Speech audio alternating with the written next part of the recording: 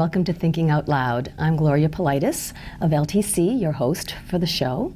And with me today, I have Professor Chad Montrie, who is at UMass Lowell in the History Department. And his book, The Myth of Silent Spring, won the grand prize in the Green Book Festival this year. So, welcome. And Thank you for having me. Before we actually get into the book, just briefly, how did a professor of history get to write something on the environment? Well, in a way, this is sort of the end of a 20-year sort of research plan.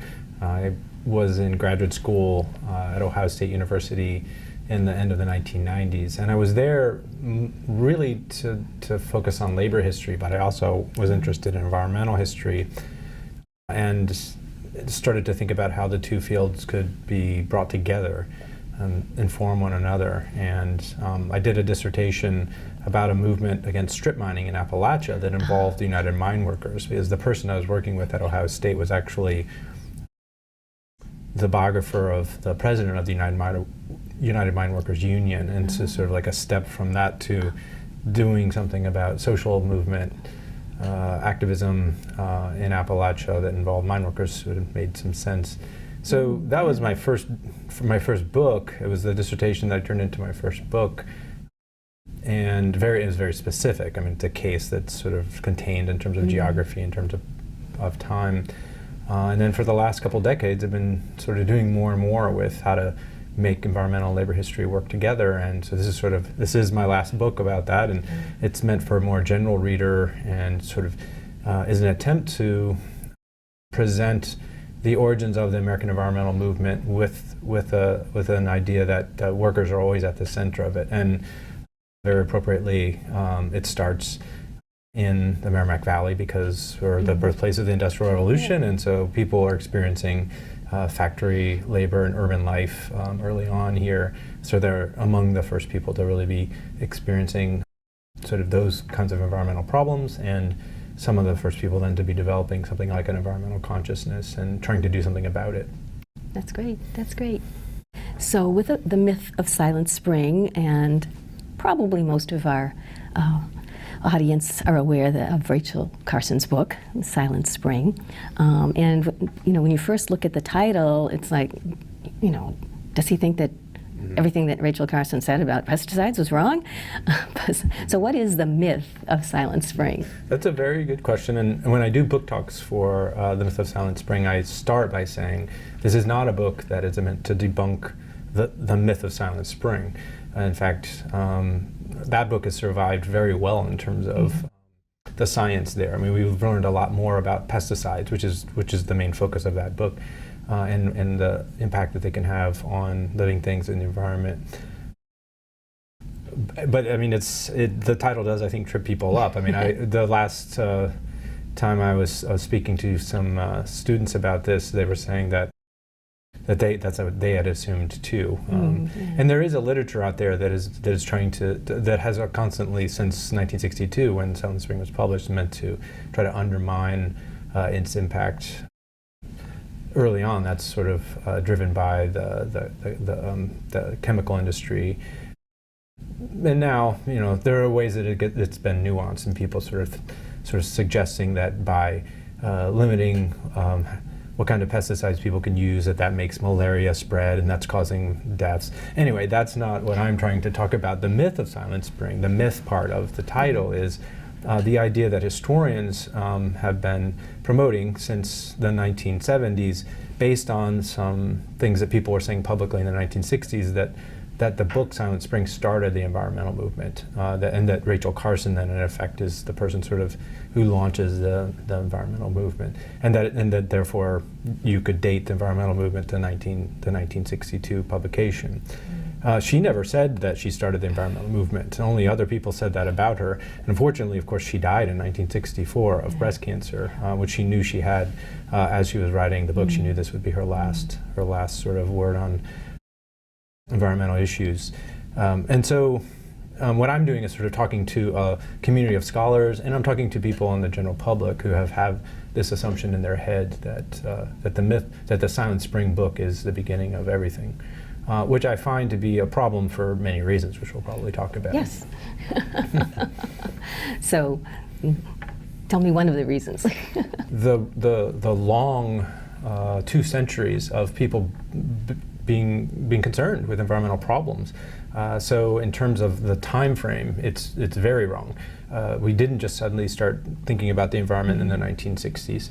And so there's just, I think, a matter of accuracy there in terms of, we want to get things right as historians. But the other thing is that in doing that, what happens is we're leaving a lot of people out. By focusing on one person, in particular a scientist, we're making sort of everything hinge on her. This is sort of similar to this idea that some people had classically in studying the past, that this great man or great woman is sort of responsible for making change. When in fact you look at those 2 long centuries, you see that many common ordinary Americans are already concerned about the environment and they're doing something about it. So we're misunderstanding the potential within the working class in this country to understand pollution, their exposure to it, and to develop some kind of organized response. And it's important that we recover that from the past in order for us to be able to situate ourselves, well here in the present, knowing what our environmental movement could be, like having an historical consciousness that informs what we think of in terms of ourselves here in the present and what we might be doing in the future. And this speaks directly to a common assumption nowadays that corporations have been promoting this idea that you have to choose between jobs and environment. And that's a very recent thing. It's something that they essentially invented in the 1960s and 70s, really the 1970s, as a way of dividing workers off from the environmental movement. And now, very quickly, it's as if they never were a part of that, and that they somehow need to come around, and if only they would be enlightened, when in fact, if you look, they're the ones who are the most enlightened for a long time, because as I said, they're the ones who are directly affected, and they know very, very, very well, in fact, what it is that is a danger about the kind of industrial pollution that is, a product of the Industrial Revolution. And I noticed that at one point you even go back to the 18th century with dams and that kind of thing, and the effect that had. So can you talk a little bit about how far back that goes and what the problem with that was? Well, in order, as you know, as all of us know here who are familiar with Lowell and other parts of the Merrimack Valley, power is coming from these dams, and some of the dams in the 1700s are very small, for sawmills or grist mills, and they can be taken down. So they don't really cause problems for people who are living upstream, who might, for instance, be trying to harvest the meadowgrass that grows along the river, which is a very important part of it, the English husbandry system that the Puritans bring. And it doesn't really interfere with the movement of anadromous fish that are coming from the ocean upstream to spawn.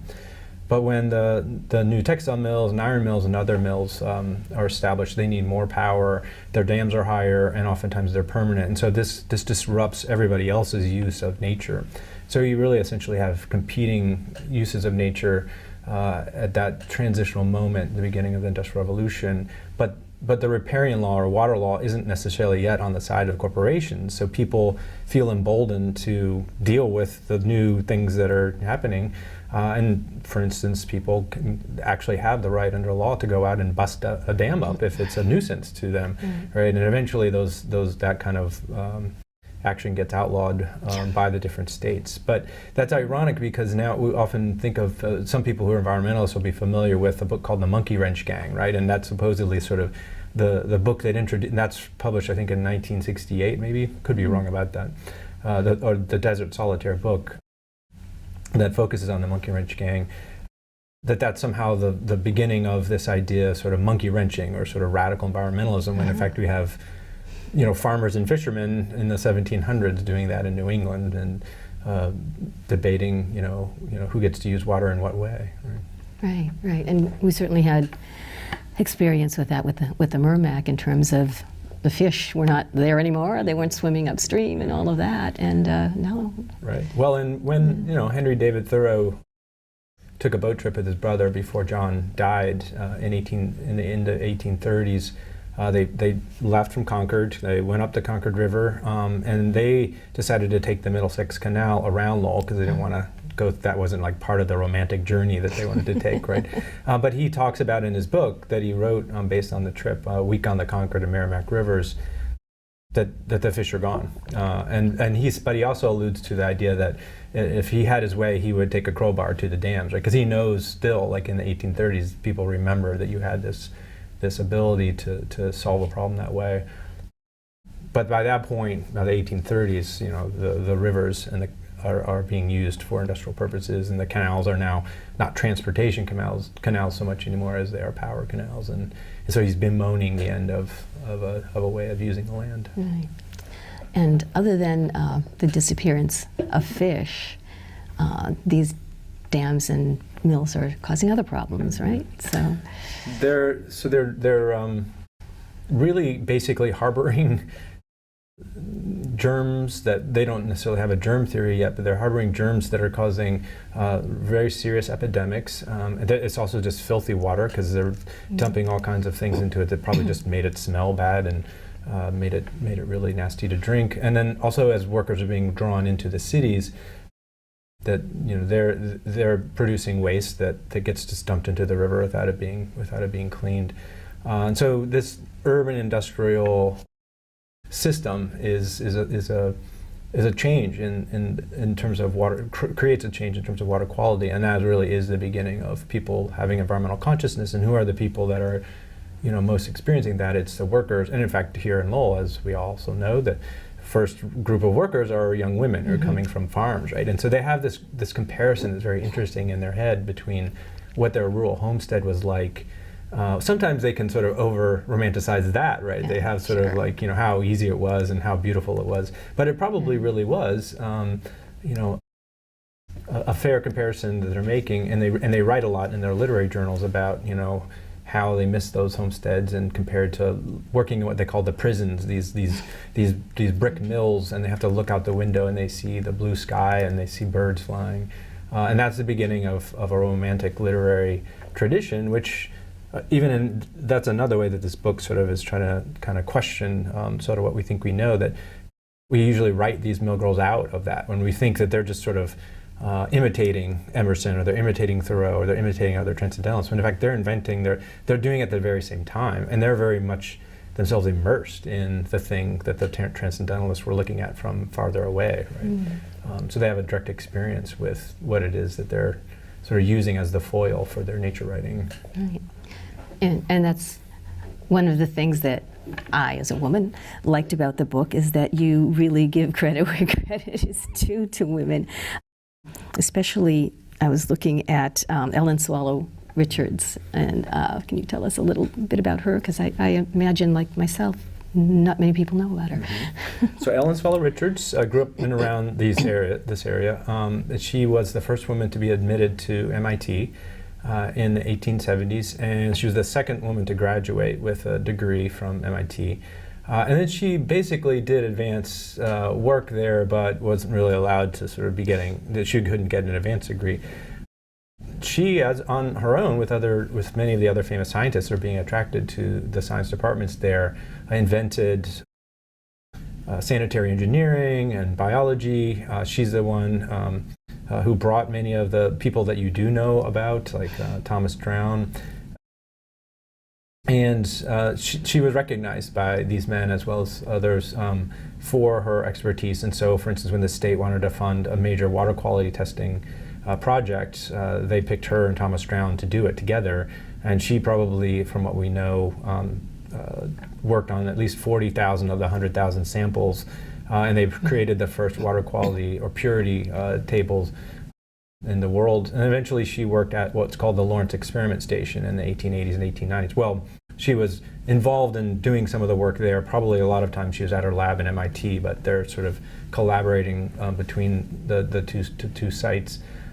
And so they're doing a lot of experiments there on sand filtration so that they can purify water that they're pulling out of the Merrimack River to drink. And so Lawrence becomes the first city to filter all of its daily drinking water which is part of addressing a typhoid epidemic, and so successful that other cities around the country, as well as places all around the world, begin to adopt the same kind of measures. And so she's a central part of that.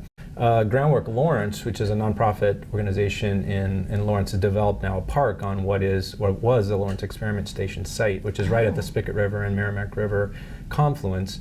And we have signage, or we're going to be putting signage there. We have tours there, and it's going to be named the Ellen Richards Park in her honor. And I also started an annual lecture series called the Ellen Swallow Richards Lecture Series that we hold in Lawrence in the fall. So we'll have one coming up in November. Oh, great. I'll have to watch for that.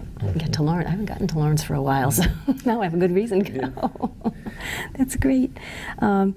So, not that we haven't had problems into the later 20th century with water and all, but another focus also is garbage and the disposal of garbage. And so you write about how they tried to address that and what was happening, and it wasn't all that easy to get it to what we have now, weekly, and we know what day it is and all of that.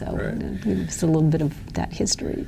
Well, so interesting, maybe to me it's interesting, but there's a way in which this is even more of coming sort of full circle. When I was in college at the University of Louisville, I did my honors thesis on the solid waste policy of 3 different cities, including Louisville and Toledo and St. Louis. And what I gathered from doing that was the way in which especially working class oriented political movements were interested in trying to bring about reform in terms of sanitation in cities. And this is in terms of picking up the garbage, as well as what other waste, rubbish and ashes, and then what to do when you dispose of it. And in the book, The Myth of Silent Spring, I actually draw on my honors thesis and to talk a little bit about that, but then I add to that with some stories about Chicago, which is by that point, at the end of the 1800s and the turn of the century, a huge city, right? And it's grown from, a few tens of thousands of people at the beginning of the 1800s to millions. And the sanitation, practices haven't kept up with it, right? And so it's sort of interesting to watch how people try to advocate for reforms. And sometimes it's a collaboration between working class people and middle class progressive reformers. And there's often always sort of an element of immigrant ethnic identity involved. There's race. And so this is another thing that I'm trying to recover with this book, is how race and gender also always matter in terms of explaining the history of the environmental movement, and that people see the problems that they're experiencing in terms of their class, as well as in terms of their ethnicity, in terms of their race, and their experience with nature is always filtered by those parts of their lives. Right, and I think you present that really well, even from early on, in terms of the people who are most affected by the problems, the environmental problems, versus we call them elites. I don't think you called them that in your book, but. Well, then that is one of the other sort of ways in which I'm troubled by the myth of Silent Spring, the idea of the Silent Spring book starting the environmental movement, because that often locates it. People's minds many times sort of then immediately go to the white middle class suburbs, which are white on purpose. There's those suburbs are created, and there are all kinds of ways that whites manage to keep other people out, and they're often also sort of defending the class character of the place too. So basically, you have then is an environmental amenity, to the extent there are such a thing in the suburbs, restricted to a particular group of people, and everyone else has to experience sort of environmental degradation or pollution. And then somehow those are the most enlightened people in the country. And there are scholars who actually have argued this, and so I'm sort of challenging them on that idea. But I mean, as I point out in chapters that precede. That talk about the eras that precede that, working class people, especially through their unions in the 1940s and 50s, are already very much interested in water pollution and air pollution, and there are unions that you don't normally think of as the ones who would take the lead, right? The United Auto Workers is probably the most important voice for environmental reform in the 1950s in terms of an organization, and then there are others too, like the oil, chemical, and atomic workers, United Mine Workers, the United Steel Workers. they're in the forefront of the environmental movement, and they assist other unions like the United Farm Workers in sort of getting workers organized, but also in terms of supporting them because they are themselves concerned about pesticides. Meanwhile, Rachel Carson wrote her book with making very little mention of farm workers, and that's Right. in that way I am critical of her book. Like in that way the book falls short, and I talk a little bit about that in the myth. Right, right. And I like the term that you have of the moral ecology of common people was ignored. It was felt that they really didn't know anything about really taking care of the environment or any of that. So you break that myth too. Well, this is a term that another environmental historian has developed in a book that is called Crimes Against Nature. It's a great book if you're interested in reading some of the academic environmental history. It's a fairly easy read, and he investigates the Adirondacks and sort of the creation of the Adirondacks out of upstate New York land, and talks about how doing that, the state level imposes a kind of conservation on people who are already practicing their own kinds of conservation. And when people say, well, they didn't abide by the new laws or the new regulations, they sort of treat it as this very simple thing that they're just backward and they just need someone else to come in and tell them and coerce them into like behaving better. When it's not like that. It's much more complicated. They already have it worked out, and there are different interests that want to use the land or preserve the land, oftentimes because it's important to them in terms of like, corporations making a profit out of logging instead of like ordinary people sort of using the forests so that they can just build houses or use wood for fuel. And then that is also what happens at the federal level too. The federal government starts imposing conservation policy on people, and not always like it's not always more rational, right? Like, but that's the way that it gets played right out, is like somehow, conservation is always good when it comes from the federal government, and what we're finding now as we look into these cases at different communities, that's not true. And national parks is another question too, where you have people living in places that have to be turned into wilderness, right? Because the version of wilderness is uninhabited, but these places that they want to make national parks and protect wilderness, they literally use the United States military to kick people out. And sometimes these people are like directly involved, the military, the soldiers themselves are directly involved in all kinds of other horrible things, like the troops that go to, I think, Yosemite were also, part of the Indian Wars and trying to like put Indians on reservations, and then they go to the Philippines right after and put down the Filipino insurrection, and so that the Filipinos don't have independence. Like, so that like in between, they're also making national parks. So, and I joke with some of my good friends who are at the national park that when I love their uniforms, but they're wearing an Army Stetson, and there's a reason why they're wearing an Army Stetson, because the first people that are part of protecting the park system are military. That's an Army Stetson campaign hat from that era.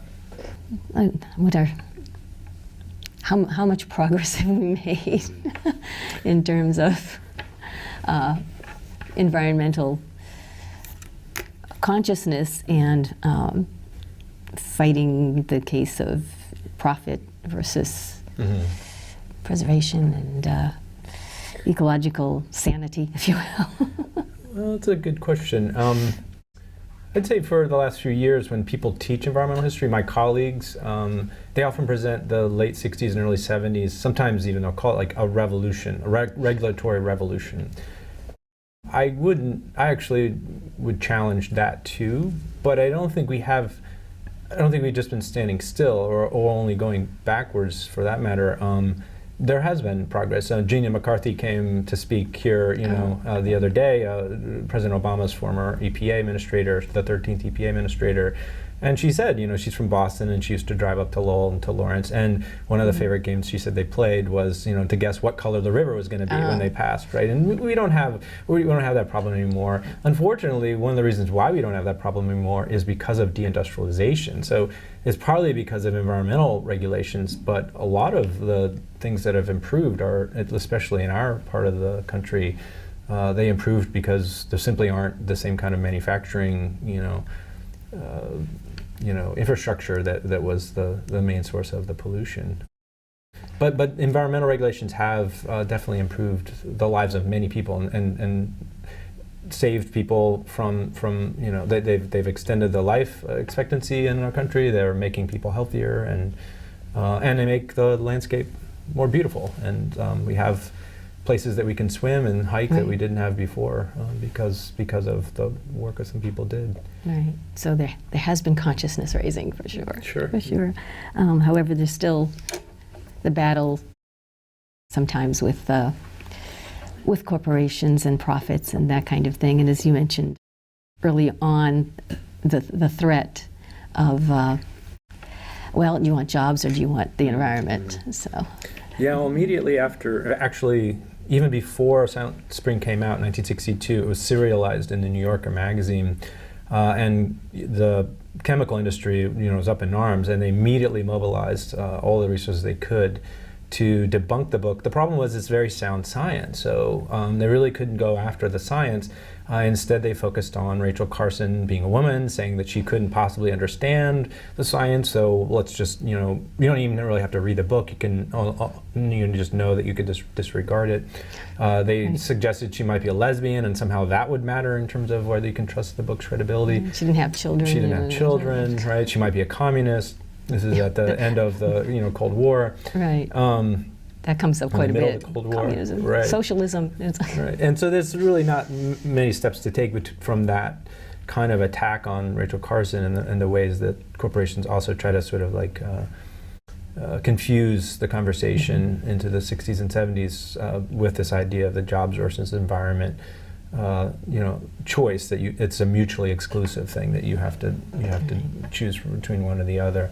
Right. Parallel with that, though, sort of at the same time, is what we call, it's the decline of the American economy with the beginning of stagflation in the 1970s, where you have a stagnant economy, high unemployment, union jobs are disappearing, and that makes it a lot easier to peel workers off and to make them feel like that they're pressed for having to choose between social issues, environmental issues, and economic issues. Yeah.